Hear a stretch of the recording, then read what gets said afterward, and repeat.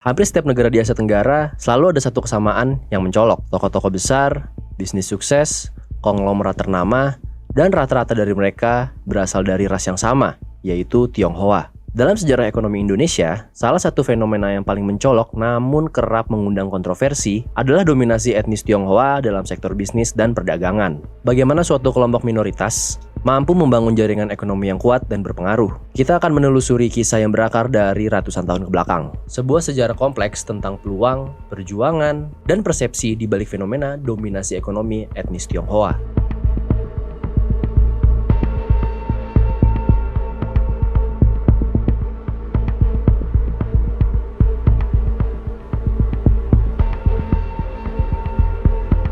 Penting untuk kita memahami bagaimana etnis Tionghoa bisa menguasai lebih dari 50% ekonomi di Indonesia. Hal ini bermula dari adanya migrasi dan pembagian kerja pada era prakolonial sampai era kolonial. Berabad-abad yang lalu, sebuah gelombang migrasi datang dari pesisir Tiongkok seperti Fujian atau Guangdong yang menempatkan banyak perantau dari Tionghoa seperti pedagang, perantara, dan pengusaha kecil di pelabuhan Nanyang. Ketika kolonialisme Eropa seperti Belanda, Inggris, Prancis mengatur ekonomi di sebuah wilayah, mereka menerapkan pembagian kerja berdasarkan dari etnis. Contohnya adalah pribumi diarahkan ke produksi agraris, administrasi dikontrol oleh kolonial, dan etnis ekstra lokal seperti Tionghoa difasilitasi untuk mengisi sektor perantara pedagang. Etnis Tionghoa memiliki peluang lebih besar untuk mengumpulkan modal awal dan memperluas usaha menjadi bisnis mikro ataupun makro. Untuk memahami sebuah pola bagaimana fenomena ini bisa terjadi, para ilmuwan menggunakan konsep middleman minority, yang artinya menekankan posisi kelompok sebagai perantara ekonomi termasuk pedagang, pengecer, pemberi kredit, dan jasa. Istilah market dominant minority yang dikemukakan oleh Amy Chua untuk mendeskripsikan bagaimana minoritas etnis kecil kadang bisa menguasai sebagian besar sektor privat yang menguntungkan.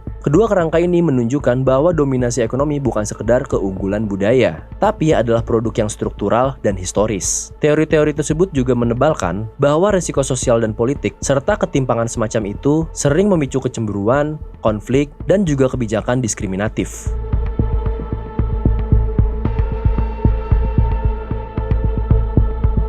Sejak masa kolonial Belanda, etnis Tionghoa seringkali menjadi perantara perdagangan antara penguasa dan kelas pekerja yang memberikan mereka pengalaman dan jaringan dalam bisnis. VOC dan pemerintah Hindia Belanda mempercayai mereka sebagai pedagang pengumpul hasil bumi, penyalur barang impor, hingga memegang monopoli pajak dan komoditas melalui sistem PAH. Salah satu alasan kuat kenapa bisnis Tionghoa dapat bertahan lintas generasi adalah kepercayaan. Dalam budaya Tionghoa ada istilah guanse, yaitu hubungan timba balik yang dibangun atas dasar kepercayaan, loyalitas, dan jaringan keluarga. Banyak bisnis Tionghoa yang berbentuk perusahaan keluarga. Modal dikumpulkan dari sanak saudara, keputusan diambil bersama, dan kepercayaan menjadi dasar utama kerjasama. Model ini menurunkan biaya transaksi dan menghindari risiko konflik internal, karena semua yang terlibat merasa punya kepentingan bersama. Dari hubungan inilah lahir sebuah istilah yang bernama Bamboo Network, yaitu jaringan bisnis etnis Tionghoa di seluruh Asia Tenggara. Mereka saling berbagi informasi, modal, dan akses pasar lintas negara. Banyak yang mengatakan bahwa kesuksesan komunitas Tionghoa datang dari etos kerja dan budaya hemat mereka. Sebagian memang benar, kalau mereka menaruh nilai tinggi pada pendidikan, kerja keras, dan ketekunan. Tapi penting diingat bahwa budaya bukan satu-satunya penjelasan. Etos kerja itu sendiri muncul sebagai bentuk adaptasi terhadap kondisi yang tidak selalu ramah. Ketika pintu politik tertutup, satu-satunya jalan bertahan hidup yaitu lewat ekonomi. Budaya kerja keras muncul karena kebutuhan, bukan karena sifat alami suatu ras. Di banyak negara, komunitas Tionghoa seringkali mendapatkan diskriminasi. Mereka dibatasi dalam kepemilikan tanah, akses pendidikan, atau jabatan publik. Tapi justru karena tekanan itu, mereka beradaptasi. Mereka fokus pada sektor yang masih terbuka, yaitu perdagangan, keuangan, dan juga jasa. Dari situ, muncul strategi bertahan yang efektif, dengan membangun usaha sendiri,